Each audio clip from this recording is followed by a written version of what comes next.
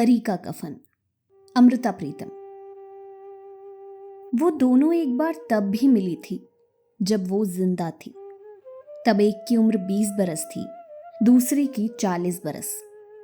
बात सिर्फ इतनी थी कि जिसकी उम्र 20 बरस थी उसने उस दूसरी की बहू बनने का निश्चय कर लिया था, पर जिसकी 40 बरस उम्र थी उसने उस दूसरी की सास बनने से कतई ना कर दी थी। ब्याह की रस्म हुई थी, पर उसके लिए जिसकी उम्र 20 बरस थी, जिसकी 40 बरस थी उसके लिए नहीं। सो ये रस्म उसे हमेशा दिखती रही जिसने इसे आंखों से देखा था, पर ये रस्म उसे कभी ना दिखी जिसने इसे आंखों से देखने से इनकार कर दिया था।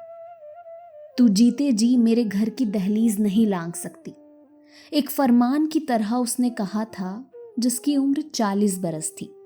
तू मुझे मरी हुई समझ ले, पर इस घर की दहलीज लांघ लेने दे। ये उसने मिन्नत की थी जिसकी उम्र उस वक्त 20 बरस थी। मैं जीते जी तेरा मुंह नहीं देखूंगी, न जीती का और न मरी का। और उसने पैरों के पास झुके हुए माथे को पैरों से परे कर दिया था और घर की दहलीज जोर जोर से हंसने लगी थी। इस दहलीज की हंसी में पैसे की हंसी भी मिली हुई थी और एक खानदान की जिद की हंसी भी। सो ये हंसी भी इतनी ऊंची थी कि जिसकी उम्र तब 20 बरस की थी उसने उन दोनों पर हाथ रख दिए थे। कानों पर से हाथ हटाकर उसने कई बार उसकी तरफ देखा था जिसके पीछे ये घर था और घर की दहलीज थी, पर वो तब भी चुप था, फिर भी चुप रहा। सिर्फ दहलीज तब भी हंसती थी, फिर भी हंसती रही। और फिर ये दहलीज और भी हंसी जब एक बारात इस दहलीज से बाहर गई और एक डोली इस दहलीज के अंदर आई और उसकी उम्र तब 20 बरस थी और जो परे एक स्कूल के क्वार्टर में बैठकर इस दहलीज को देखती थी, उसने इसकी हंसी से डरकर कानों पर हाथ रख लिए।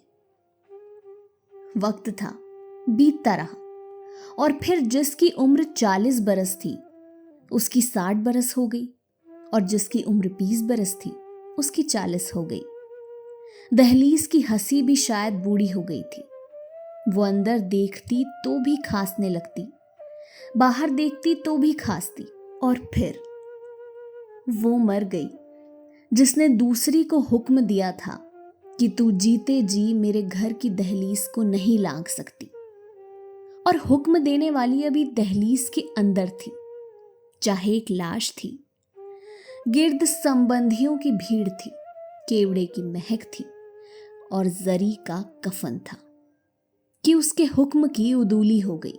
वो दहलीज के अंदर आ गई जिसे अंदर आने का हुक्म नहीं था और उसके पैरों के पास खड़ी हो गई जिसने ये हुक्म दिया था। एक का माथा दूसरी के पैरों से छुआ और जरी का कफन घबरा कर सफेद धोती को देखने लगा। ये कौन है? चुप कर, ये भी उसी की बहू थी। कहाँ रहती थी? पता नहीं।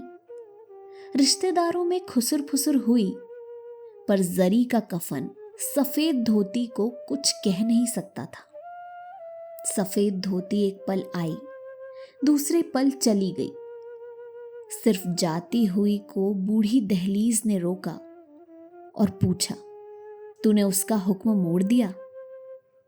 नहीं, सफेद धोती ने जवाब दिया। उसने कहा था, तू जीते जी दहलीज नहीं लांघ सकती। मैं जीते जी तेरा मुंह नहीं देखूंगी। मैं तभी मर गई थी, वो आज मरी है। ये तो एक लाश दूसरी लाश से मिलने आई थी। फिर सफेद धोती दहलीज के बाहर चली गई और कुछ देर बाद जरी का कफन भी दहलीज के बाहर चला गया। बूढ़ी दहलीज कितनी देर अपने माथे पर हाथ रखकर बैठी रही।